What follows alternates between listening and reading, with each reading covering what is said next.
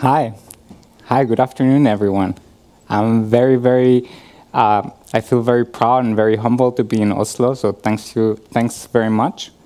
My name is Mauricio Palma. I was born and raised in Costa Rica, and I have been living for the past 11 years in the beautiful city of Hamburg. Now, by show of hands, how many of you have you heard of Costa Rica before? Oh, that's pretty cool. So that feels good. And so probably if you've been there, you have heard of Costa Rica, you have heard that, well, we are known for exotic ecotourism, pristine nature, and exotic beaches. And that's all true. But there's one thing a lot of people don't know that we're known about, and that is huge sinkholes. Like when you're driving, you're literally afraid that you will disappear, and it's no fun. So that's actually kind of a fun fact. Now, to get serious and you have a notion where I come from, I've been developing apps and sites for the web for the last 6 years. And I didn't really plan for it. It was just coincidence. One day, a colleague said to me, Mauricio, I think you would be a great developer. You're such a visual-driven person. And well, this person, he was right. I love doing what I do.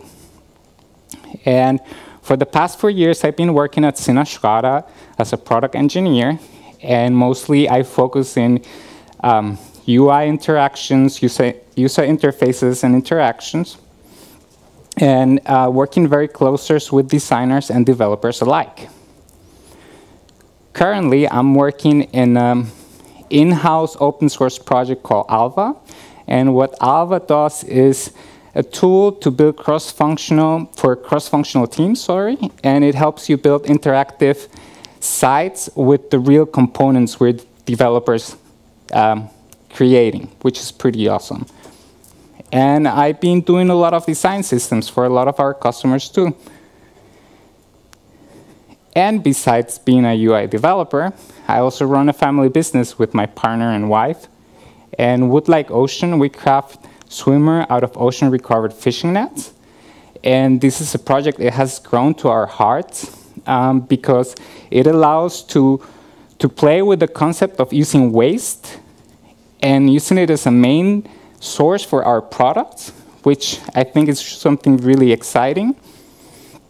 And that's pretty much about me. And this talk, just wanted to give you some background. But this talk is a really personal talk. And I'm very fortunate and grateful to do what I do, and that I love what I do. And for example, being a UI developer, I don't even see it as a work, but I see it as a passion for aesthetics, for creativity, and for the craft of writing HTML, CSS, and JavaScript. I love the challenges, I love the grind, and I love the gratification of making a project and making it live. That feels really good. But what I have realized in later years, as I have grown up, is that our applications should serve a higher purpose just than my own gratification. And accessibility versus the latest APIs has become a very personal talk, mostly because it originates from real things that happen in my life. And those events, they made me reflect on the manner how we develop apps and sites for the web. And it is actually not a struggle between accessibility and web APIs. On the contrary, it is a collaboration of both of them that will guide us in this journey and how to create more empathetic and inclusive web applications. And today we will be covering 4 things. And the most important thing, I think, we will be covering the main skills. So that means we will be reflecting on what does inclusiveness means, and we will be questioning our own bias. And we will cover some techniques on how to apply empathy that would open a whole range of possibilities for us in the future when building web interfaces and web applications. Third, we will discuss the necessary mindset that will allow us to pick the right technologies for our project requirements. And last but not least, we will dive into a little web app application I created for this talk using the Web Speech API, and we will look behind the scenes from that app. Now, I need you to please listen carefully to the following cases and think about if it applies to you. So the first case would be you have heard of accessibility before and know it is important, but you never had the chance to really implement it in a project before. Or you have been working in a project for months, and just before go live, you get the requirements that the project needs to be accessible. Or number 3, you grasp and fully understand accessibility and the importance of inclusive design and advocate for its implementation, just to hear from decision makers that it doesn't apply to their target market. Or even better, you get to hear something like, you should use your time in something more useful. And that's when my brain goes like that. So if any of these are familiar to you, I would like you to please raise your hands. And I'm not judging, so I just want to make a picture. Okay, just a few of you, but that's not bad, because it is important for us to spread the awareness about accessibility and inclusiveness. And all of these things, I have experienced them in one way or another. And sometimes it feels really challenging to advocate for accessibility and inclusiveness. But still, it is our duty to spread the awareness and to implement accessibility and inclusiveness in our projects. We as web professionals, we have a collective responsibility for the applications we build, even if we are aware of it or not. It is important to be mindful in all aspects of our work and reflect on that thought and do something about it. Think about it for a second. We all work in the tech industry. We have seen hundreds or even thousands of applications. We have gone through a ton of user flows, and we have a toolbox full with buzzwords. And the point I'm trying to make with that is, it doesn't matter how bad an interface design is, we always will find our way, no matter how badly designed it is. But that is us working on a bubble, trapped in our own bias. But that's not how the rest of the world perceive or interact with our applications. Not at all. And there were 2 events in my life that unfortunately or fortunately made me reflect about the importance of these things. And the first and most painful one was a health family issue we had, where my wife's uncle, he was found unconscious and dehydrated on the floor. And he probably laid there for a couple of days. And we are very happy he's back home now. But you have to think about it. He's an elderly person living alone. And before the accident, he completely relied on the web to get his life organized. That means groceries would be delivered to him. Pastries for coffee dates with the family would be ordered. Bills and finances will be taken care of. And after his hospital release, he was diagnosed with poor vision and slight memory loss. And a few days later, he called me, and he was trying to order some groceries, and he thought his computer was broken. So we went there and I checked his computer. Everything was working fine. So I asked him if he could please show me what was the problem that he was experiencing. And this was the moment I will never forget. So we were in his favorite supermarket online store, and he couldn't find an add to cart button. He couldn't even recognize the difference between a text and an input field. So he couldn't even navigate through the site. And that was really sad. And it made me realize that I, as a developer, was not being responsible enough with the applications that I was building until that moment.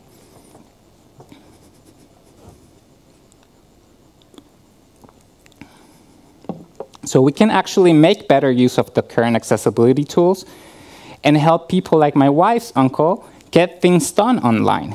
And we can even go further and we can include web APIs to really create applications that are accessible and open to everyone. But before we go into the technical aspects, there are some skills I would like to cover. And well, the most important thing is change. And the first step towards change is for us to practice empathy on a personal level. And it is not easy. It takes a lot of practice, and it doesn't happen overnight. And the reason I say in a personal level is that sometimes we forget that we are one person. So we're a whole, and we cannot divide ourselves from the person at work or the person in the personal life. We're the same person in different contexts, so we cannot divide ourselves. And by practicing empathy, this will allow us in the future to develop great products for the greatest number of people. Now, the next thing is, and this might sound a little bit selfish, but it is still important, it is a win-win situation. And when a product reaches more people's lives, it reaches a wider audience, and it will have a wider acceptance. And it might even change user behavior. So we need to approach accessibility from all aspects. It needs to become an integral part of our application and our workflow. So that means from mindset to features that could actually change people's lives.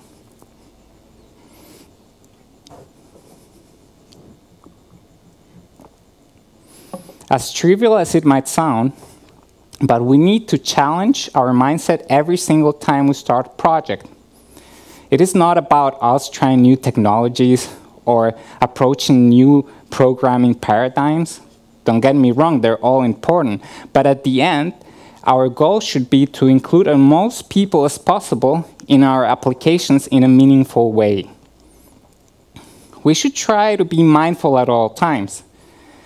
Myself, I'm far from being mindful most of the time, but I try to find space to practice mindfulness.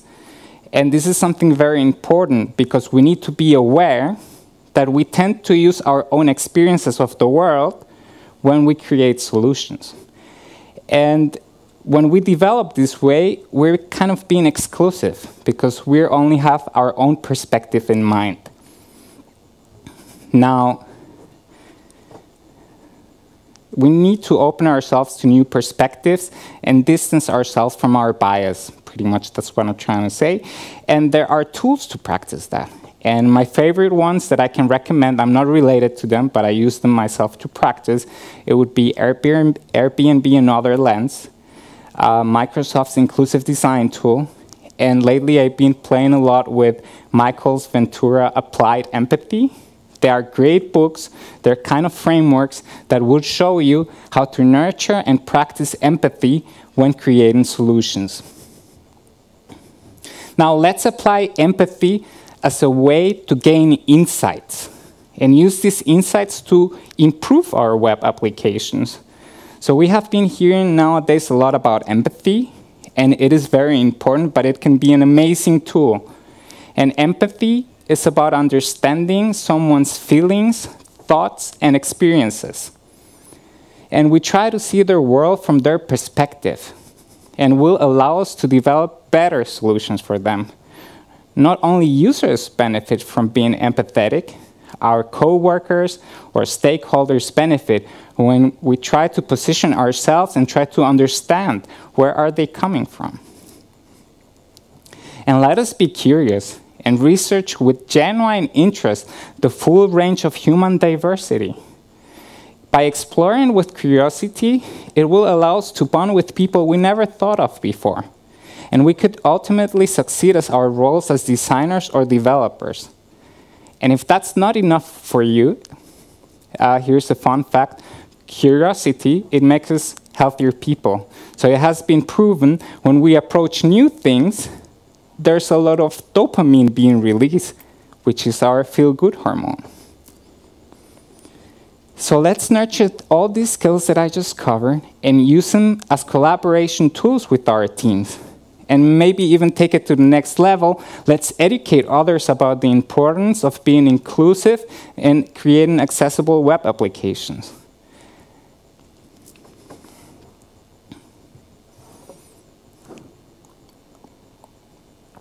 So now that we have covered the absolutely necessary skills, we can slowly go into the tech implications of these skills in technology with web APIs. And I must admit that I'm not an accessibility expert, so please apologize if I offend someone with my point of view. But I have this notion among us developers that accessibility is just a checklist of recommendations either given by the web accessibility content guidelines or the accessibility group that we need to implement. And a lot of times, it just feels like the same way we approach front-end development for all their browsers. Something that we do at the end only because it's absolutely necessary. Like, think about it. Nobody likes that. You know, when you have to check a site in an older Internet Explorer at the end? It is, think about it for a moment. Maybe you can even picture it, that feeling that you encounter, slightly dull, uncertain feeling that you don't know how that site would look in an older browser. So it is the time for us to reflect about that. And I think the reason for this notion is that we as human beings, we try to avoid what we don't understand. That's our nature as human beings. That's very normal. And I think that's the reason why web accessibility sometimes is being perceived that way. Now, what if we start considering web accessibility and inclusiveness as a technical concerns of our application, as a core layer of our architecture, or a set of features that we can implement? And I have an example for that before we go into the coding. In Europe, there is 119 million people with hearing loss as 2015. In Norway alone, there are 450,000 people with hearing loss problems. And every single day, we deny hard of hearing people full access to our social and professional lives. And I found this app from the team from AVA, which they try to approach these problems with the skills I mentioned before. And I would like to show it to you quickly. I am deaf. I am hard of hearing and I'm pretty good at reading lips.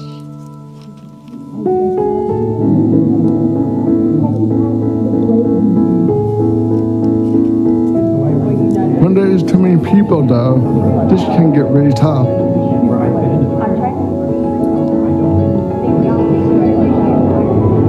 Sometimes the percent understand.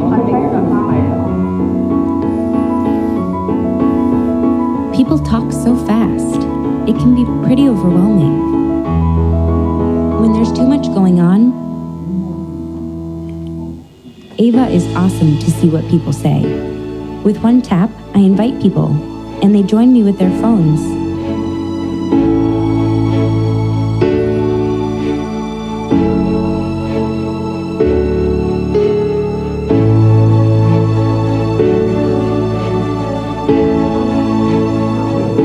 I need Ava to attend meetings at work.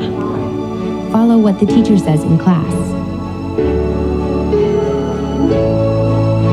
I won't understand people when they forgot to look at me. Ava will transcribe just about anything for me. Well, almost everything. So I personally found it so inspiring, and that's the kind of applications that I would love to be working on. It had so much purpose, and by recognizing exclusion, the team from AVA was able to create a solution that would include people in a meaningful day in their daily lives. And this is pretty much what I'm trying to describe in this skill set that we need. Now, we can actually do these kind of things on the web natively, which is pretty awesome. Today's browser, they offer a whole set of tools written in JavaScript to provide additional functionalities, also known as web APIs. And the most common ones are the ones to manipulate the DOM, But there are also device APIs that allow us to give us direct access to the devices. And just to give you an idea, that's the list of all web APIs you will find at the Mozilla Developer Network. And as you can see, there are a ton of them, which for me means there's a lot of discovery potential for new accessibility use cases. And the last couple of years, I've been experimenting a lot, mostly with device-related APIs, from audio to device orientation to ambient light, geolocation, and others. And I'm calling this kind of work contextualizing user interfaces, because using the information from the device, I'm allowed to provide an adapted version of my interface.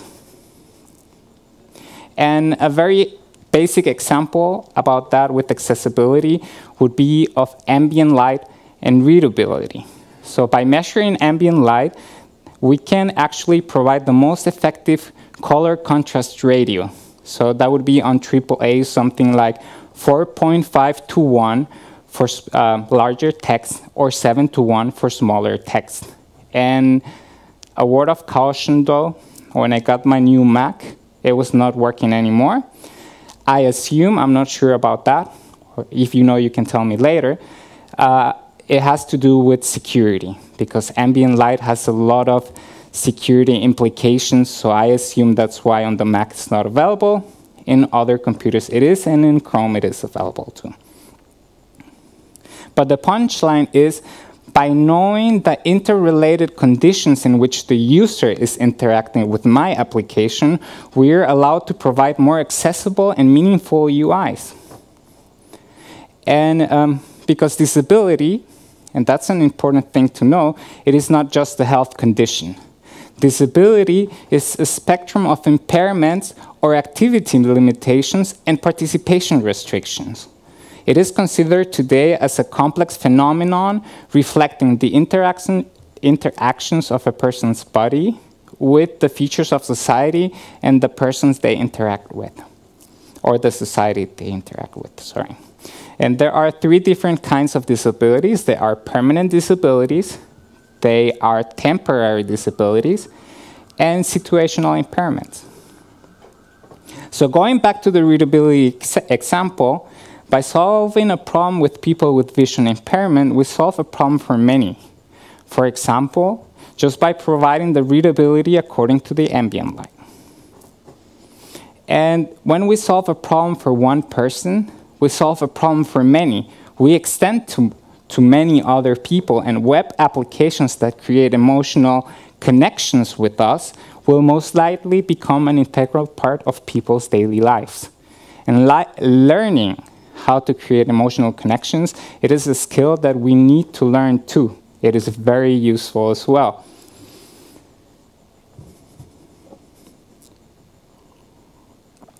Now, probably you remember I was speaking about 2 events in my life that changed the way I was perceiving accessibility. And the second one was a sport injury. So I dislocated my arm and I couldn't move it for 2 weeks. Nothing serious, but the doctor gave me a 2-week sick notice. I was feeling really fit. I have a lot going on, so I wanted to stay productive. And for example, it is a disability as well. It is a temporary disability. For a short period of time, I was not able to participate, and I was being excluded, and it was really frustrating. And through this accident, I kind of discovered the dictation tool from Mac. Have you ever used it? It is super useful. Like, when you get to know it, you kind of stop writing things. It is very practical. And suddenly I recognized the potential of web speech APIs. By allowing to control our web applications through voice, we can open applications to a lot of other people. We can be inclusive to people with vision impairments. We can be inclusive to people with literacy problem or permanent disabilities.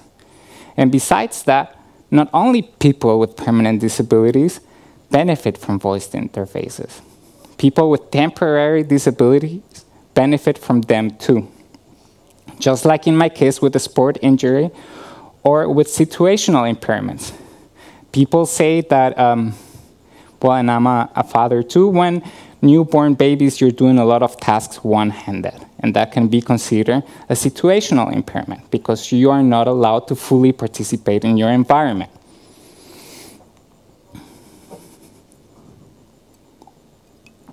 Now, the Web Speech API has been around since 2014 and has been baked natively in the web. The Web Speech defines a JavaScript API that allows to include speech recognition in our sites or in our web applications, meaning we can generate text-to-speech or use speech recognition for forms or control our web apps. And we will be covering from now on how to include speech recognition on a demonstration app that I did for this talk. And I think the great thing is then that we can include accessibility and inclusiveness as a technical concern of our application. So I need to show you something, not that. I'll show you the application that I meant.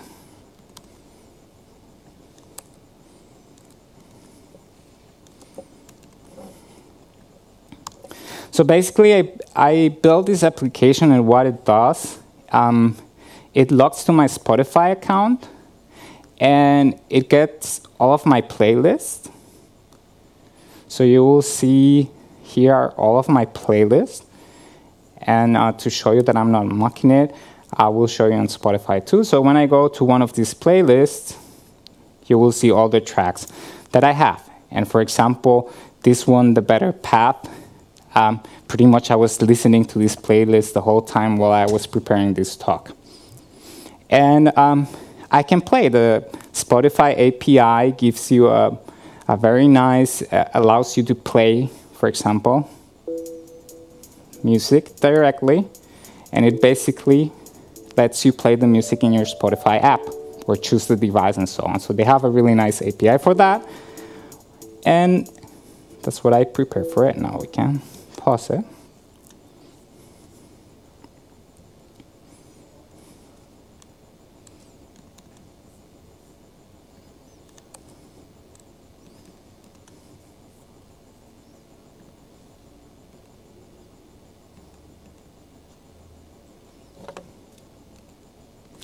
So let's cover how to include the speech recognition API into this app. And the web speech recognition receives speech through the device's microphone, and it processes speech against the list of grammars that it checks in the service. And this is how pretty much it works. And it is important to consider that in Chrome, the speech recognition involves a server-side engine for the recognition, meaning that the audio will be sent to the web engine and will be processed, and it would only work online. And this, usually the browser default speech recognition, it is the device's speech recognition system, usually. And in our example, we will only have one instance of the speech recognition controller, and it's pretty straightforward, and we will cover it really quickly. One thing to notice, though, too, is on Chrome, you need to prefix as well with WebKit. If not, it will not work. And that's pretty much the initial configuration. So we have one instance. We have the max alternative. That's pretty much define the amount of words that the service will give us back. In this case, we're keeping things simple, and the service will send us just one word back, but we can define as many words as we would like. For example, very interesting, if you're matching for a fuzzy string search, can be really interesting. Then we have the interim result, which what it does, it allows us to receive the results that are not final yet.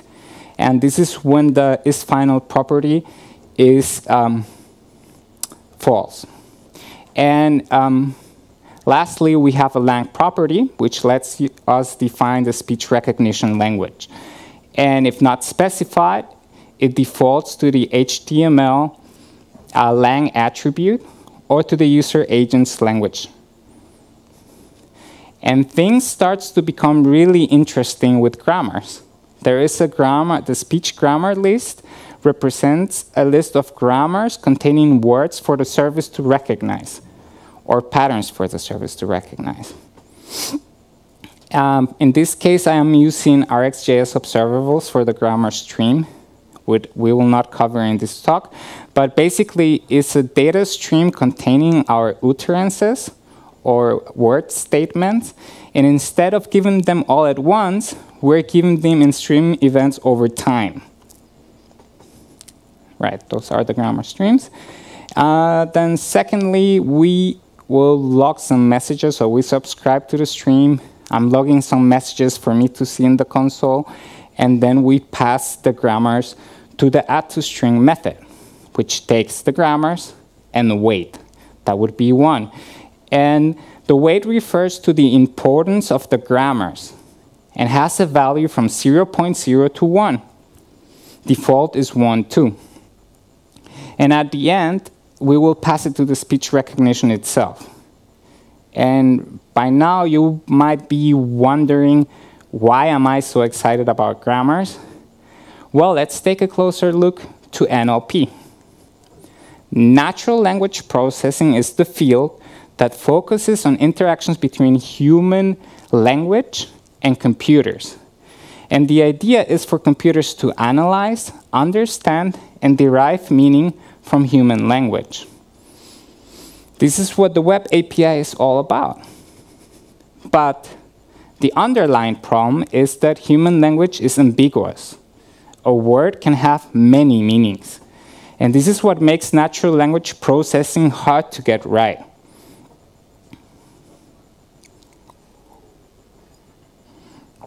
And it gets even more difficult if you start considering accents.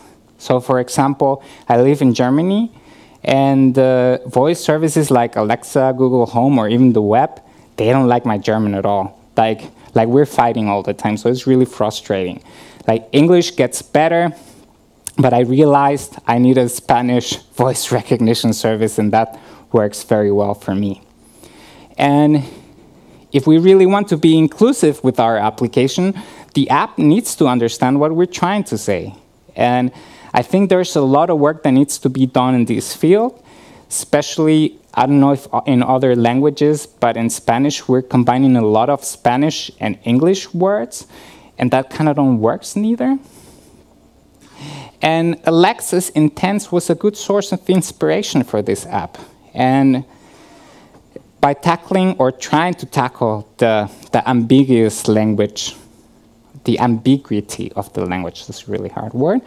And probably what we're doing, not probably, what we're doing is providing a speech of commands, a list of commands or written statements for the application to understand.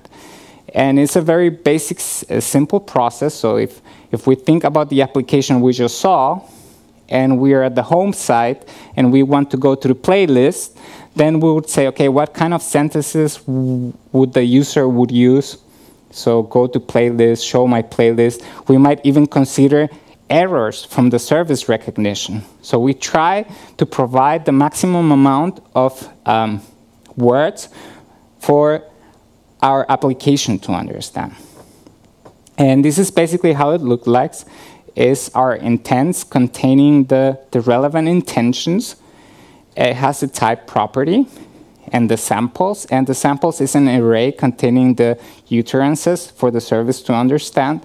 And there is an action to be matched for the to trigger this functionality that we need. Then we pass the intents to create intents. So we create them and pass them to the abstract command factory.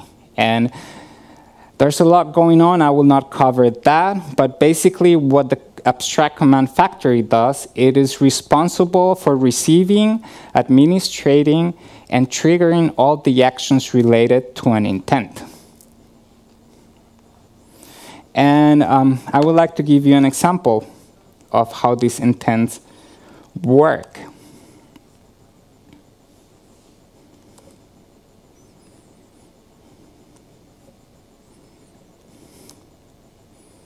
So as you can see in the console, this is pretty much the intentions or the intents that we're using for the home. And when I press the button, I need to get closer because the microphone is not that good. And I would say, go to playlist. So it goes to the playlist, and I can say something like, go home. And again, the intentions, I might not only say go to playlist, I can say show my playlist, and it goes to my playlist.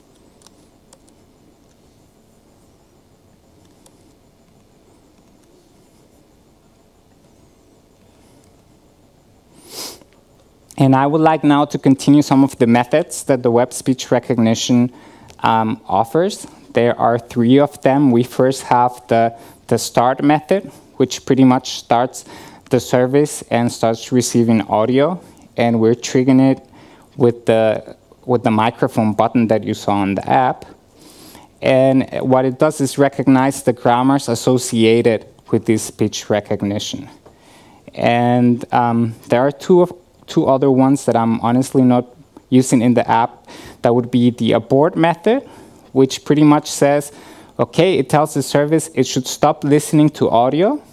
And there is the stop method, which actually does the same, with the difference that stop will try to return the so far received audio or intentions, and abort will try not to return anything at all. And the web speech recognition API has some events too. Very useful, the on error. Pretty much is a read-only property that will be returned, and very useful for error handling. And this is a list of all of the available error properties that the speech recognition error could encounter. We have an on start, which is fired when the service has begun. Now I'm just using it as a flag to know, am I recognizing or not recognizing?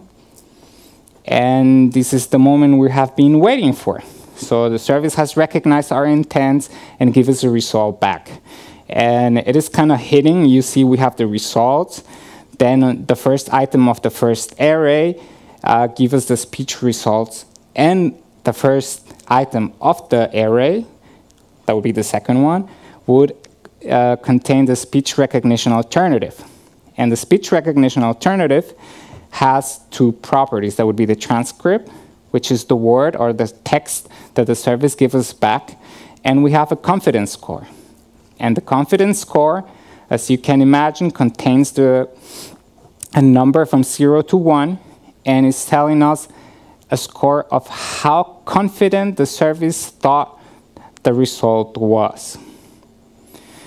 And again, our abstract command factory, the match method, it takes the intents we gave them before, so all the list of words that we want the application to understand. It takes the transcript, it compares them both, and if it finds a match, then it filters it and it triggers the action related to that intent. And I guess it is time for more demonstration, for more demo. And I will try to pick something easy, and then I will try a longer word, and you will see that I will have to struggle because of my accent, and then we could try, if that's okay with you, to do it in Spanish and change the language.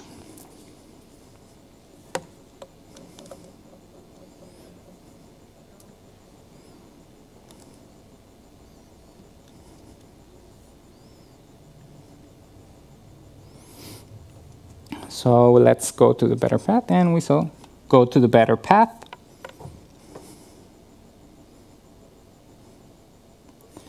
And then we can pick a song. Dope Lemon is a great band, so maybe we can try that one on. That would be Play Home Soon.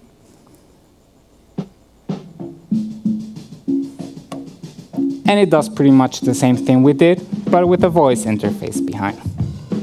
Then there is such things like I could say, stop. Or I could say, continue.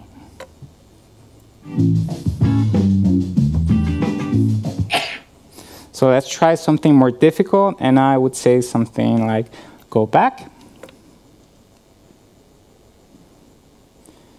And this is a good candidate, the new feeling. I never get it right. And probably it would work now, because that's kind of how these things work, but let's see. Go to the new feeling. So let's try something harder.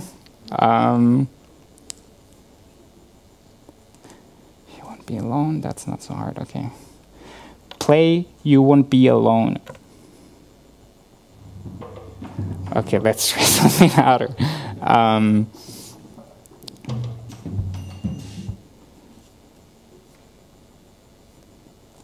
Yeah, that should be hard, right? Go to support your local girl gang. Okay, so I guess today is working perfectly. Like at home, I was struggling, but okay, that's kind of good, but that was not the intention. And I would like to show you one last thing, and that would be we could change the language of the application, and that's pretty awesome because it takes languages and also languages from countries. So for example, I could use Spanish from Costa Rica, and it works wonderfully. So let's try that out. So you might excuse me for a second when I try some Spanish commands. If you don't understand Spanish, it's nothing bad. We will try just to play some music, and that would be, for example, agradecido. And let's try something really hard, like this one, for example, en el seno del amor.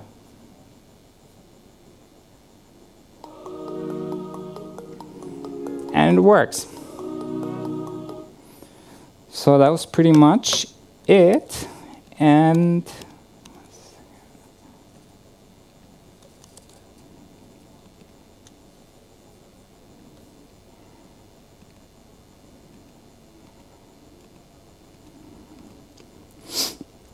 so we have covered so far a lot about the Web Speech Recognition API. I kind of rushed through it, so if you have any questions later on, like you can come talk to me, I will be more than glad to cover any questions. But before we wrap it up, I would like to cover some more things. And I hope you like that we glance into how important being empathic and thinking about inclusiveness, it is important for us to develop applications, for us to develop solutions. Now, I have another news, and that would be browser support for the web speech recognition. So as you can see, the browser support is not that good, and it's currently only available in Chrome. In Firefox, according to the documentation, it can be turned on by flipping a media web speech recognition enable flag, which I couldn't.